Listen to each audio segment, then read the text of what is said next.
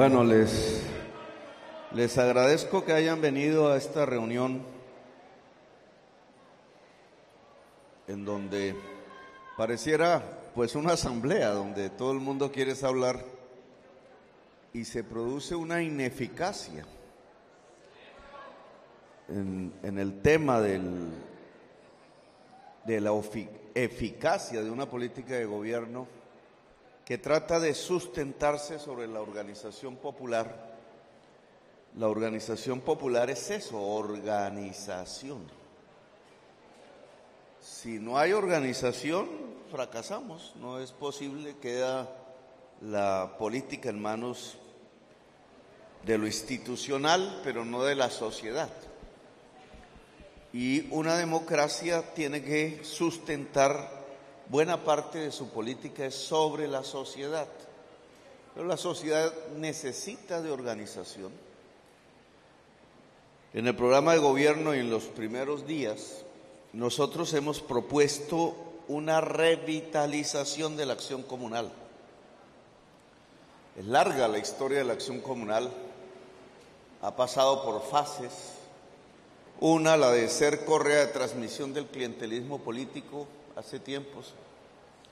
Otra, la de no hacer nada, abandonada por las directrices del Estado, que privilegia el contrato con la gran empresa privada, los llamados operadores, en una especie de tercerización del Estado que tiene que ver con uno de los ejes fundamentales del neoliberalismo.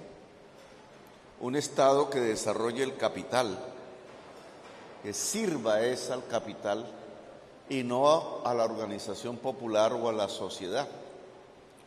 En el escaso tiempo que llevamos aquí, lo que queremos es darle un vuelco a eso. Muchísimos de los temas que aquí se plantearon tienen que ver con la política local. El gobierno nacional no puede entrometerse en la política local, sino por circunstancias absolutamente catastróficas.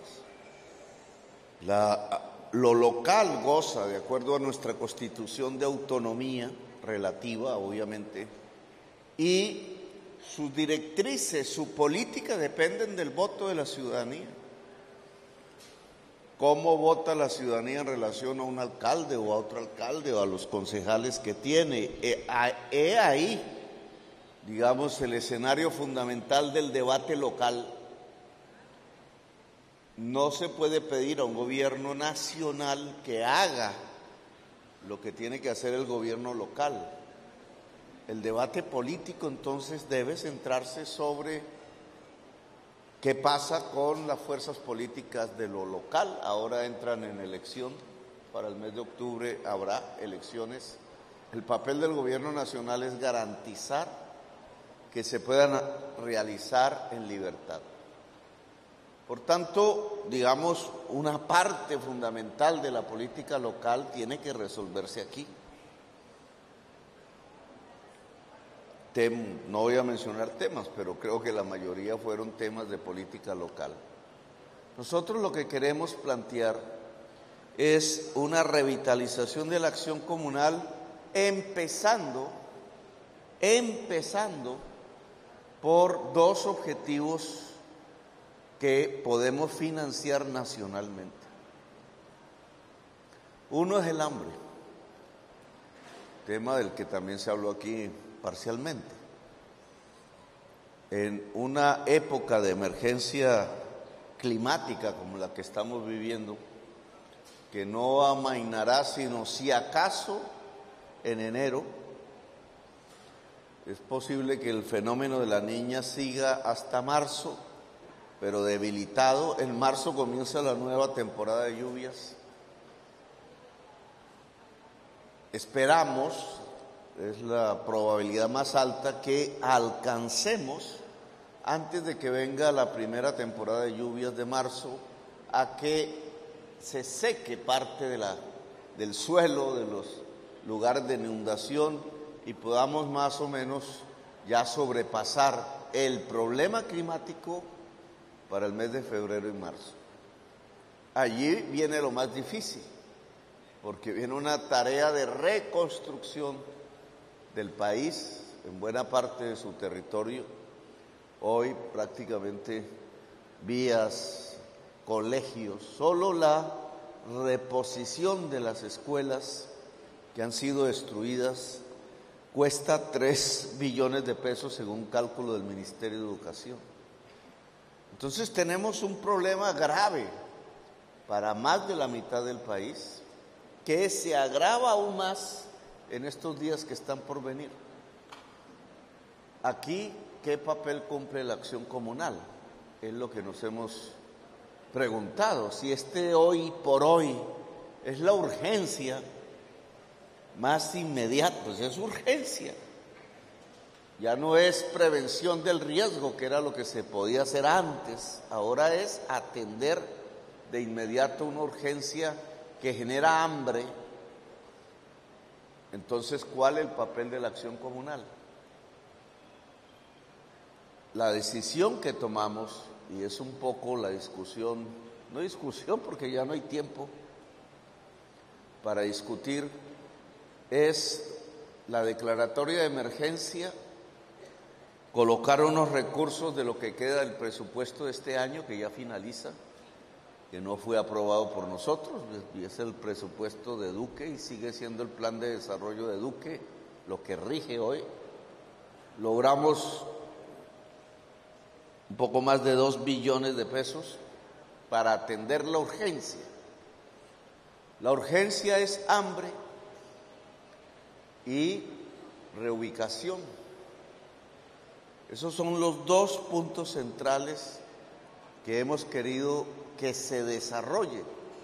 Si en un mes, 31 de diciembre, esos recursos no se han ejecutado, se perdió la urgencia y se perdió la emergencia, porque ya lo que sobreviene a partir del 1 de enero es el otro presupuesto del otro año, que tampoco se pensó en términos de esto que está pasando.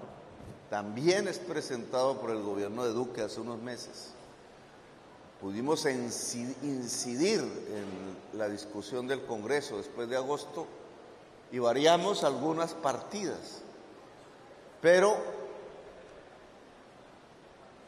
poder acometer las tareas que demanda la crisis climática ya padecida será tarea de una adición presupuestal que se presentará el año entrante, espero que en el mes de febrero, a discusión del Congreso de la República, y saldrá como ley hacia marzo, hacia junio. Es decir, ya ha pasado un tiempo de lo que estamos viviendo hoy. La rapidez para este mes es fundamental.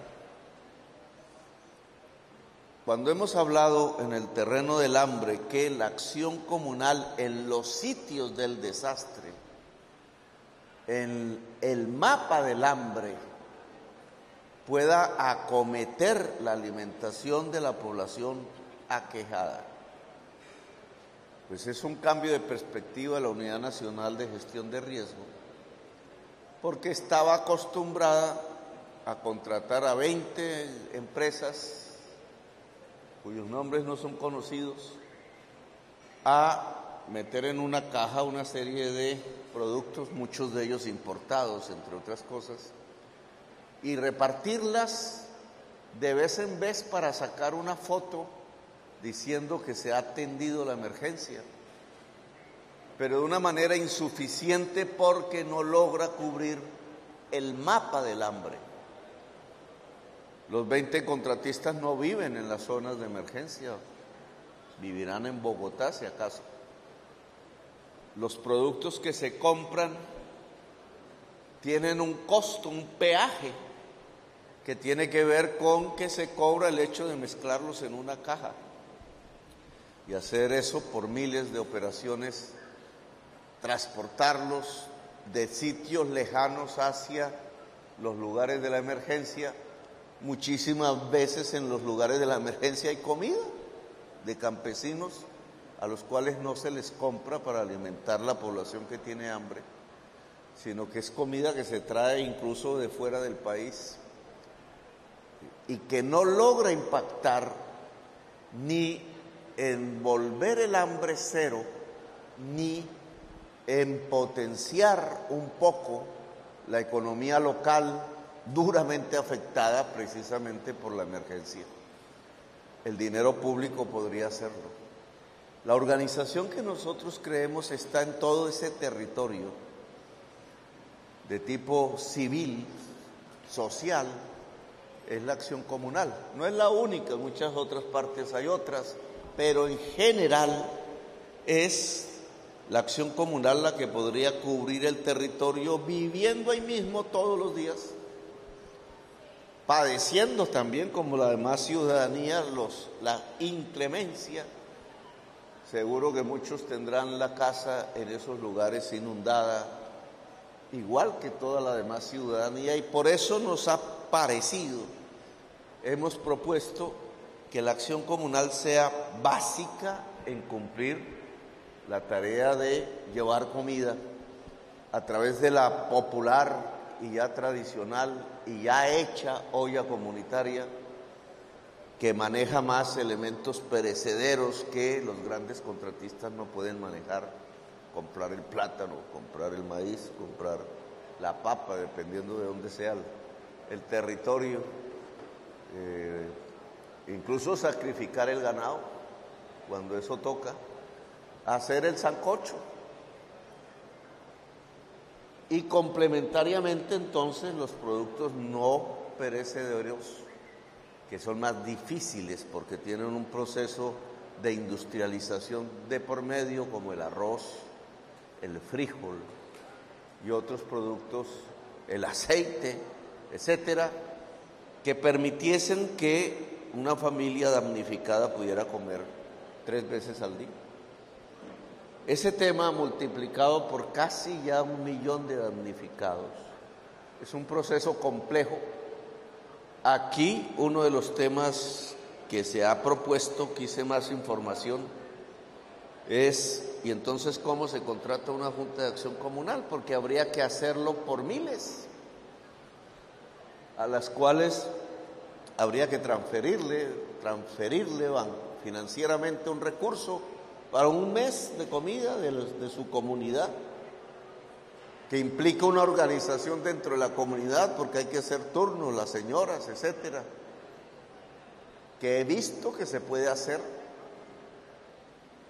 Lo que me preocupa son los tiempos, porque aquí mismo ya plantearon algo que yo desconozco. La contratación del Estado con la acción comunal está llena de tales requisitos que se vuelve imposible. Si esos requisitos no se remueven y debieron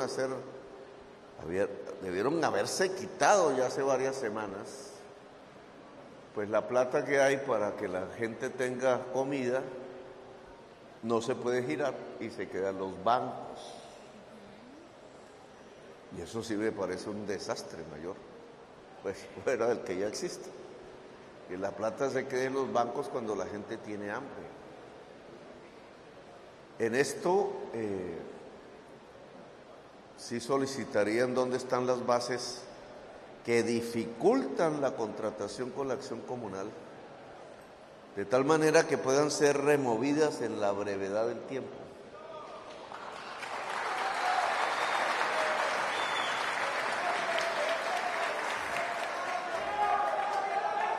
Si no los funcionarios acostumbrados a contratar a los 20 contratistas, que además son los mismos del PAE, los mismos del ICBF, concentran además el dinero público, generando más desigualdad de la que existe. Esos funcionarios acostumbrados a eso nos dirán: bueno, no pudimos, no se puede. Entonces toca contratar a los mismos de siempre. Y seguimos en las mismas. Entonces aquí necesitamos información sobre dificultades de contratación directa. La UNGRD por eso ha sido un recinto de la corrupción, tiene la facultad legal de contratar directamente precisamente porque se trata de emergencias. Y el proceso licitatorio, que dura meses, a veces más, pues no nos permite acometer la atención de una emergencia. Pero si para contratar directamente una organización popular resulta tan difícil como hacer una licitación, pues se volvió ineficaz el instrumento. Este es un tema para el cual hemos convocado a las acciones comunales de las zonas en problemas.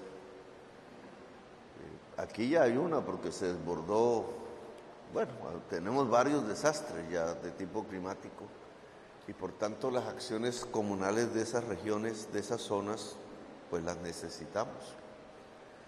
Así se revitaliza la acción comunal porque va cumpliendo un papel central. En esa forma, si pudiéramos continuarla con un segundo tema que hemos propuesto, también financiable desde el gobierno nacional, que son, y aquí se han pronunciado varios al respecto, varias personas, que es las vías que llaman terciarias, antes se llamaban caminos vecinales, que son las vías del campesinado. Porque al campesinado lo han arrojado a través de las décadas de la historia a lugares recónditos, incluso de tierras no fértiles, porque las tierras fértiles han sido acaparadas, esas sí al pie de las carreteras pavimentadas, por grandes capitales a veces, o por personas que simplemente concentran la tierra sin hacerla ni dejarla producir. Magdalena Medio es un gran escenario de concentración de la tierra fértil, plana y junto a la carretera, que entre otras es la Ruta del Sol 2, sin mayor producción. Cuando se mira desde el norte del Tolima hasta más o menos, hasta llegar aquí o al Carario Pon. Otro es el destino de las tierras hacia el norte que las llenaron de palma. Pero esa concentración de la tierra precisamente ha hecho que el campesinado viva en zonas muy lejanas donde se ha resguardado, resistiendo, una resistencia económica muy difícil porque las rentabilidades son bajas, la productividad también. Y ustedes han mencionado un tema que es parte del problema, no es el único, que es la vía. Lo que nosotros queremos es cambiar la lógica de Invías, institución del gobierno nacional, para que en lugar de estar pensando en la Ruta del Sol 2, como la ANI, piense en la ruta campesina. La experiencia que se ha tenido con alcaldes sobre este asunto, unos muy comprometidos, otros no, es que el recurso era intermediado por parlamentarios y parte de esos recursos se perdieron. Nosotros queremos que directamente se pueda contratar a la acción comunal para realizar las vías, para construir o reconstruir, para este caso, las vías del campesinado.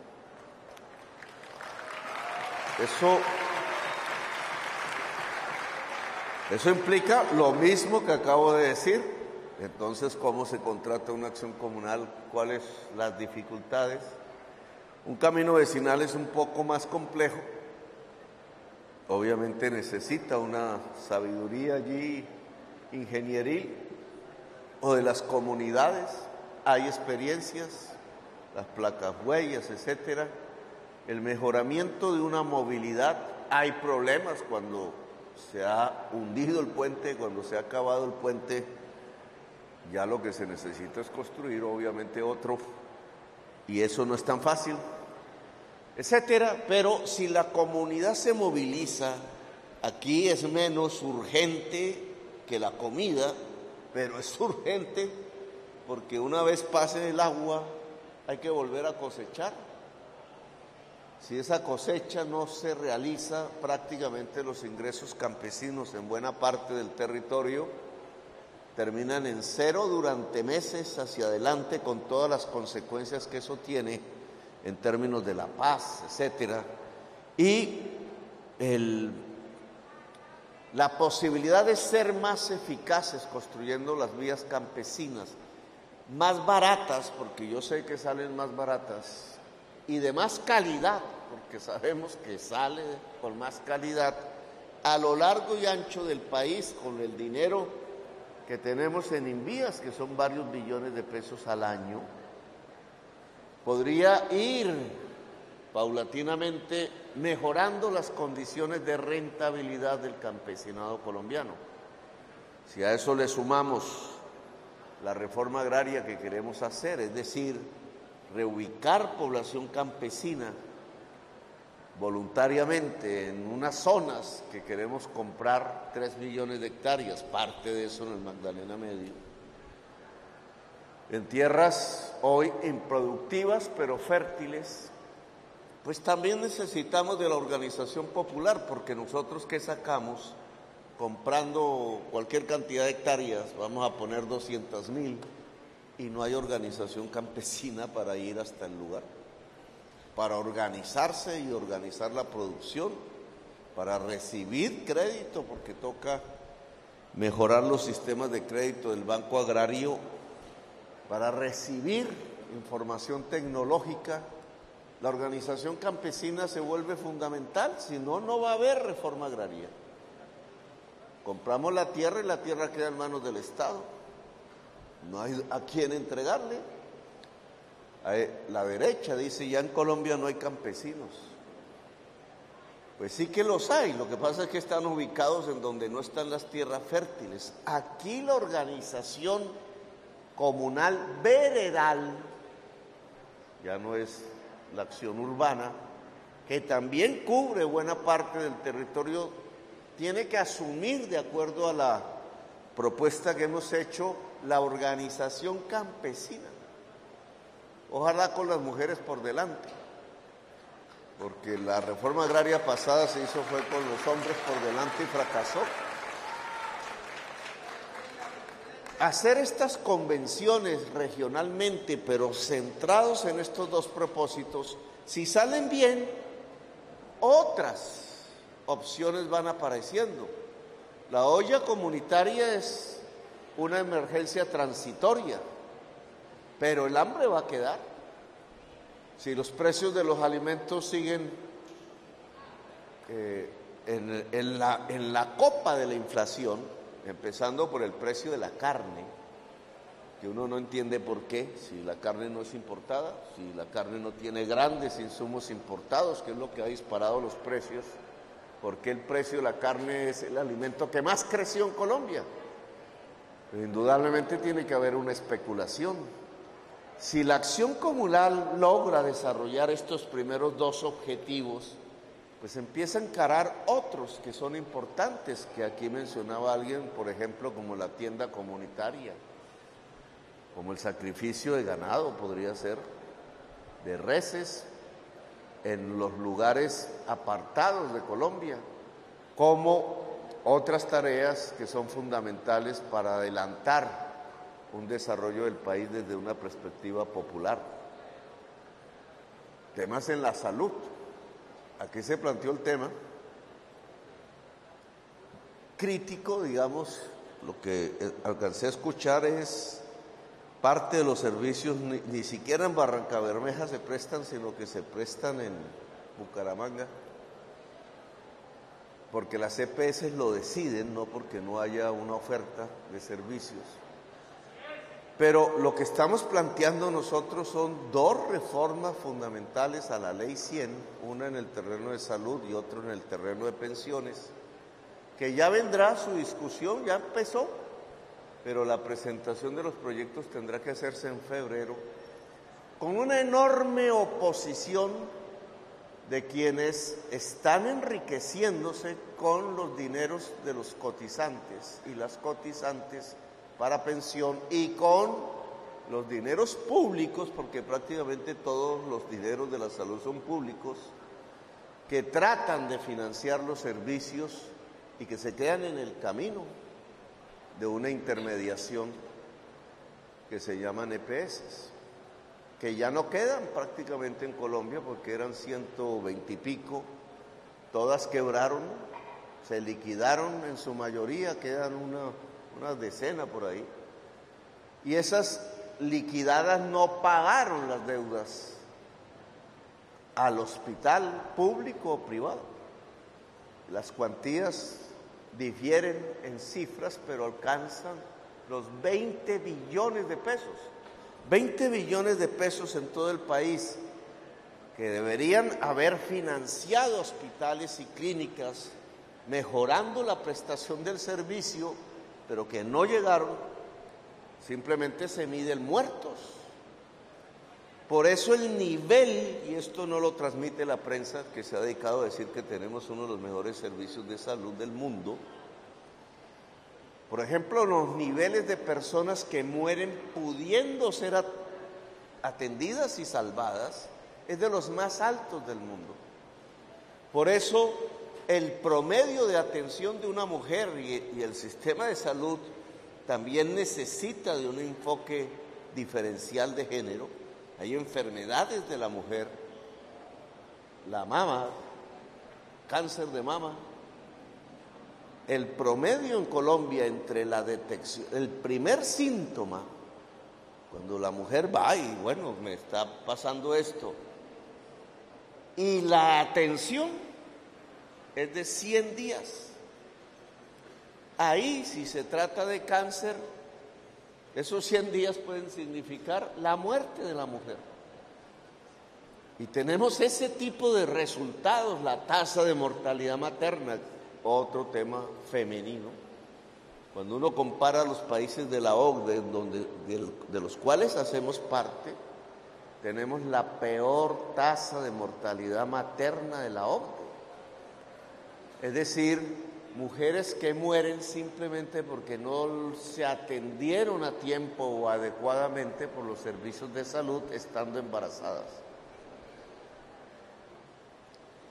Cambiar ese sistema de salud pasa en primerísimo lugar por desarrollar un sistema preventivo que debe quedar en la ley.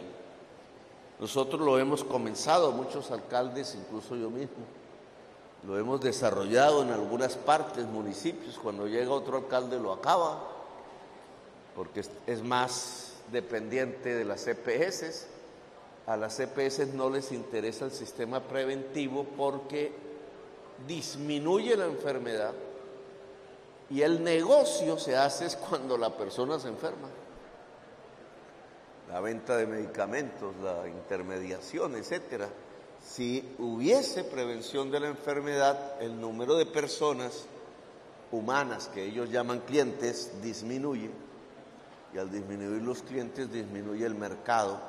Por eso tenemos una selección adversa a la prevención en Colombia, que nos costó un mal enfrentamiento del COVID, porque el COVID necesitaba de mucha prevención, empezando por los niveles de vacunación. Todavía hay un enorme porcentaje de municipios donde no ha llegado una vacuna.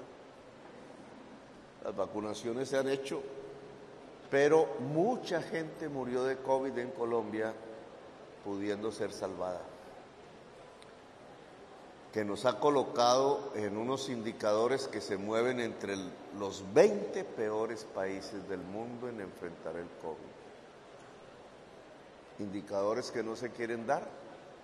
Estos indicadores son muertos, personas muertas, innecesariamente. Si hubiese un sistema de salud más eficaz, más centrado en la prevención, más centrado en el ser humano, más centrado en el derecho y no en el negocio. ¿Y aquí qué papel puede cumplir la acción comunal? Seguro que puede cumplir más adelante, dependiendo de las aprobaciones de estos proyectos, 2 al menos. ¿Por qué no sale la gente a la calle a demandar el cambio en el modelo de salud? Si lo estamos sintiendo que falla, pues se necesita la movilización. La acción comunal puede organizar aspiración de la sociedad a un mejor sistema de salud, movilizando la población.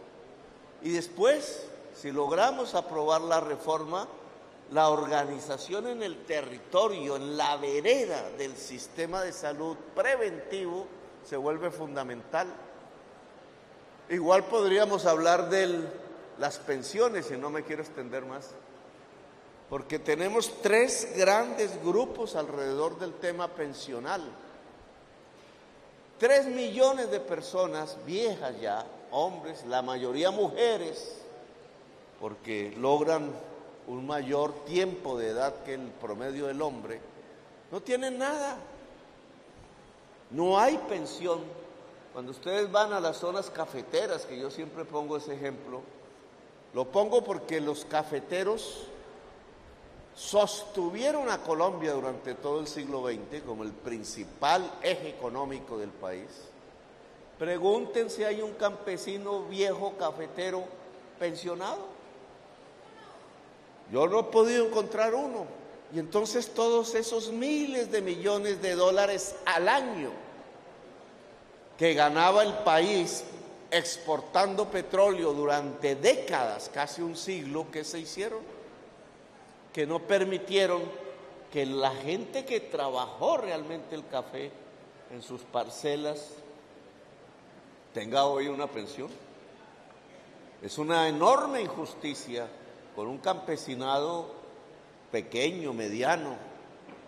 No eran muchos los grandes cafeteros que había en Colombia. Ahora son más campesinos aún, porque se desplazó el cultivo geográficamente. Pero ¿cómo no organizar esa población? 3 millones de personas para demandar que haya pensión en el país. No hay pensión porque el sistema pensional actual es un negocio. Es un negocio por medio del cual segunda parte de la población que tiene que ver con este tema cotizan fondos privados.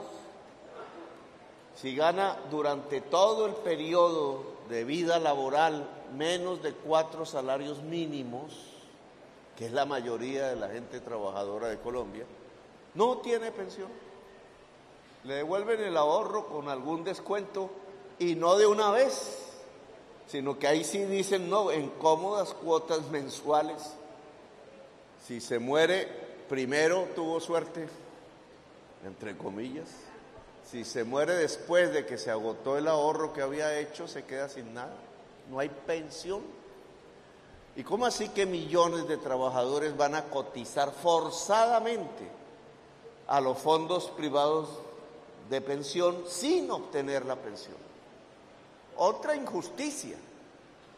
Y hay un tercer grupo, ese sí muy privilegiado, de altas pensiones, que es el de los congresistas, que es el de los magistrados, que es el de los altos salarios que hay en Colombia, que no tiene ganas de que se cambie el régimen pensional. Y obviamente los que se quedan con las ganancias, que son 2 fondos de pensiones que todos conocemos, 2. Entonces, ¿por qué no se organiza la población que está siendo afectada? 1, porque no tienen nada. 2, porque al cotizar no quedan sino con su ahorro y no le dan la pensión de por vida a él o a ella y su sobreviviente, como es la norma pensional, sino que simplemente le devuelven el ahorro que no alcanza, si acaso, para el ciclo vital de la persona que cotizó, y de ahí a una pensión sobreviviente ni hablemos. Entonces, estos son temas del futuro inmediato. Pero indudablemente la acción comunal y la organización popular puede cumplir unos papeles que son los que pueden ir mejorando la calidad de vida de la población. Muchos de los temas que aquí se plantearon podrían tener salida en este tipo de reformas. Pasamos por la urgencia inmediata, que es el hambre en las zonas de desastre que crecen. pasamos por la necesidad de mejorar la vía campesina, que va a quedar destruida con este invierno con toda seguridad. Dos tareas que ya de inmediato les proponemos, y podemos seguir, si esto resulta bien, con otros objetivos sociales en Colombia importantes y que al final sumados nos dan una mejor calidad de vida de las personas que habitan en Colombia. Objetivos ambientales, aquí se mencionaron varios temas que pueden ser acometidos, pero primero lo primero. Y primero es garantizar que esta Unidad Nacional de Gestión de Riesgo aquí presente en esta mesa pueda contratar miles de acciones comunales para poderle llevar comida a la gente. Ese es el primer objetivo. Entonces esperamos, no tenemos, claro, los recursos de ahora solo van a durar 30 días legalmente. Si no se gastan, quedan en un banco y hay que meterlos en el presupuesto siguiente, pero ya hemos perdido, el hambre no da espera. Una persona con hambre, un niño con hambre, el niño tiene cosas irreversibles que le produce la desnutrición. Y el adulto, pues no aguanta, entonces se vuelve el conflicto social, se vuelve la violencia, porque la gente se va desesperando indudablemente. Perdemos las posibilidades de salidas pacíficas. ¿Cuánta gente allí desesperada no termina siendo reclutada por alguien que da 2 millones de pesos mensuales y salga de ese chiquero y véngase con nosotros a cuidar rutas o a producir masacres o tanta barbarie alrededor de las economías ilegales? Si lo otro no está funcionando, esto es lo que va creciendo. El círculo perverso de la economía ilegal que crece y crece y arma, consume a la juventud, la mata. Al final mata a la sociedad. La muerte de líderes sociales tiene que ver con esto. Ya no es la lógica política de hace unas décadas, que en Barrancabermeja, entre otras, yo fui testigo de ello y casi que víctima. Pero las fases han cambiado. Entonces están matando los líderes sociales es para pasar la ruta o para cambiar el dueño de una ruta de la cocaína por otra. Y va desatando la masacre y la barbarie. Miren lo que vimos en Putumayo. ¿Ustedes creen que esos son los conflictos propios de una guerrilla política que quiere tomarse el poder nacional y hacer una revolución? Lo que vimos en el Putumayo es el conflicto entre dos disidencias que dicen ser de las antiguas FARC, masacrándose de tal manera tan dantesca que no hay sino dos explicaciones para eso. Uno, que los combatientes son mercenarios. El mercenarismo implica acumular un dinero para pagar mensualidades que no puede salir sino de la economía ilegal. La economía ilegal entonces se vuelve la base real de esas agrupaciones para comprar armas y para comprar seres humanos que se matan entre sí como si fueran desechables. Ya no es la lucha por el poder, es la lucha por la ruta.